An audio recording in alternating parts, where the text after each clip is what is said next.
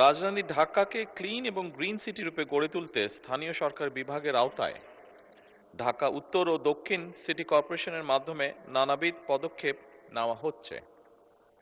যেমন নাগরিক সচেতনতা ও সম্পৃক্ততা বৃদ্ধির লক্ষ্যে সাপ্তাহিক ভিত্তিতে জনসচেতনামূলক কার্যক্রম গ্রহণের পাশাপাশি বিশেষ পরিচ্ছন্নতা ও মশক নিধন কার্যক্রম জোরদার করার চেষ্টা করা হচ্ছে।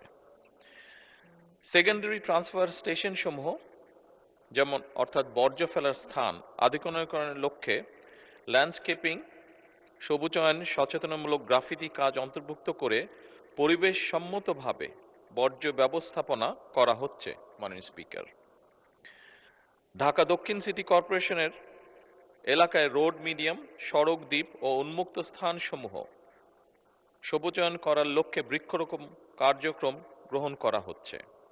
মাননীয় স্পিকার, একই সাথে ঢাকা দক্ষিণ সিটি কর্পোরেশন কর্তৃক কোরিয়া ভিত্তিক বেসরকারি প্রতিষ্ঠানের বিনিয়োগে মাতাইল ল্যান্ডফিলকে সমন্বিত সার্কুলার ইকোনমি ভিত্তিক বর্জ্য ব্যবস্থাপনা এবং জ্বালানি উৎপাদন কেন্দ্রে রূপান্তর করার মাধ্যমে সকল বর্জ্যকে জিরো বর্জ্যতে রূপান্তর করার পরিকল্পনা গ্রহণ করা হয়েছে।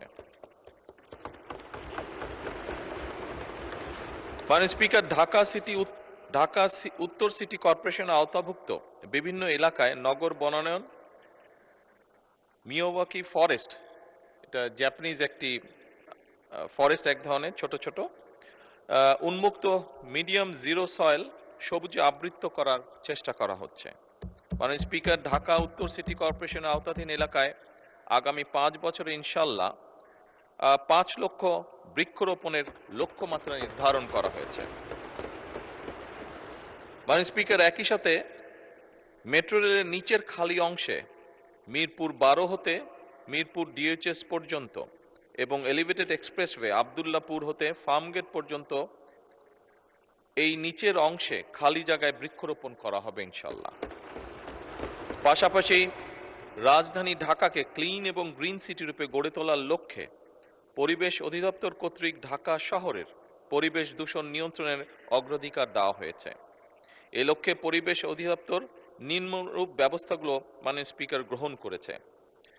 মাননীয় স্পিকার, অনেকগুলো ব্যবস্থা আছে, আমি যদি পড়ি স্বাভাবিকভাবেই সময় অনেক লাগবে, সেই জন্য আমি এটা অনুরোধ করব পঠিত বলিয়া গণ্য করা হোক। মাননীয় স্পিকার, ধন্যবাদ। ধন্যবাদ মাননীয় প্রধানমন্ত্রী। উত্তরের বাকি অংশ পঠিত বলে গণ্য করা হলো।